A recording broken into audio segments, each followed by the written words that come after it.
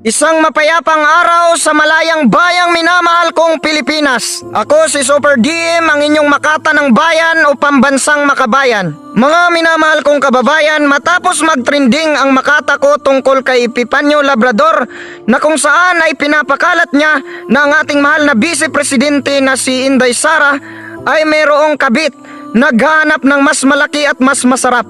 Maraming nagagalit sa kanya. Ngayon, may bagong video na inilabas si Epipanyo Labrador. Ang sabi niya hindi daw siya nabayaran at inamin niya na napag-utusan lang daw siya. At ang masakit pa nito mga kababayan, kasi nung panahon na inilabas niya ang video, maraming nagbabanta sa kanya. At nung marami na ang nagbanta sa kanya, sila ay umalis para sa kanilang kaligtasan. Kaya siguro umalis ito si Epipanyo kasi gusto niya ng magbagong buhay. Pero ang masakit mga minamahal kong kababayan, nung humingi siya ng tulong sa taong nag-utos sa kanya, hindi man lang siya tinulungan.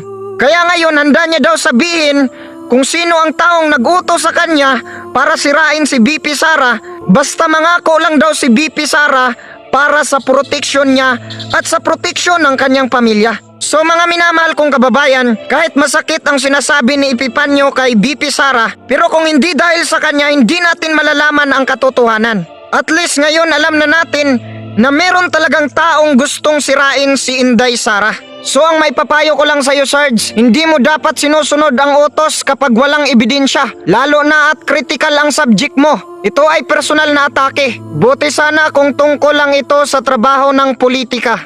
Sarge, ramdam ko ngayon ang pagsisisi mo at ramdam ko rin na parang naghihirap ang pamilya mo kaya ka nagsisikap sa YouTube. So yung content mo ay parang Erwin Tulfo, yung bumabanat sa malalaking tao. Hindi ka naman namin pipigilan sa kung ano ang gusto mong content. Kung gusto mong banatan yung mga malalaking tao, sige banatan mo. Basta wag mo lang sundin ang utos na hindi sigurado. So dahil ngayon ay nagsisisi ka na, tinatanggap ko ang iyong pagsisisi. Bilang makata ng bayan at bilang Pilipino na nagmamahal sa bayang ito, alam ko na meron tayong puso na marunong magpatawad at marunong umunawa. Kagalang-galang na Vice Presidente at sa lahat ng mga Pilipino na nagbabanta sa kanya, hinihiling ko sa inyo na bigyan natin ng pagkakataon ng taong ito para magbagong buhay, sapagkat lahat ng tao'y nagkakamali at ang lahat ng nagsisisi ay pinapatawad. Sinasabi ng iba, ay ayaw ko na magsimba kasi ang laki na ng kasalanan ko. Kahit gaano pa kalaki ang kasalanan mo, kapag nagbalik loob ka sa kanya, tatanggapin kanya. Sapagkat ang sino mang kumakatok ay pinagbubuksan. Mga minamahal kong kapatid, mahalin natin ang ating kapwa at ang bayan. Gabayan tayo ng ating mahal na Panginoon.